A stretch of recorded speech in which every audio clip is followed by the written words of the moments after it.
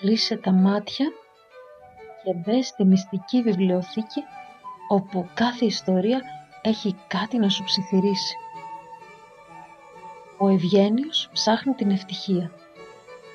Μια φορά και ένα καιρό, σε ένα μικρό χωριό ζούσε ένα παιδί που το έλεγαν Ευγένιο. Ο Ευγένιος ήταν πολύ ευγενικός, αλλά συχνά στενοχωριόταν γιατί νόμιζε πως οι άλλοι ήταν πιο ευτυχισμένοι από αυτόν. Μια μέρα αποφάσισε να φύγει από το χωριό και να ψάξει την ευτυχία. Πήρε το μικρό του αυτοκίνητο και κίνησε για μια νέα πόλη. Χαιρέτησε την αυλή του σπιτιού του και ξεκίνησε. Στο δρόμο συνάντησε έναν ναύτη που ήταν μέσα στη θάλασσα. «Μπορείς να με βοηθήσεις να βγω από τη θάλασσα?» Ο Ευγένιος τον βοήθησε με χαρά. Ο ναύτης του είπε: «Να θυμάσαι, η ευτυχία μεγαλώνει όταν κάνουμε καλό». Λίγο πιο πέρα συνάντησε μια ευδιάθετη κοπέλα που την έλεγαν Παρασκευή και έπαιζε σε ένα κήπο. «Γιατί παίζεις τόσο χαρούμενα?» ρώτησε ο Ευγένιος. «Γιατί χαρίζω χαρά στους άλλους», είπε η Παρασκευή.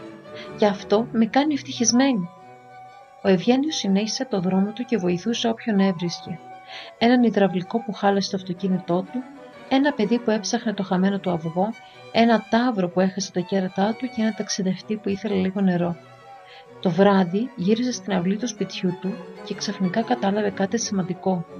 Η ευτυχία δεν βρίσκεται σε μακρινούς δρόμους.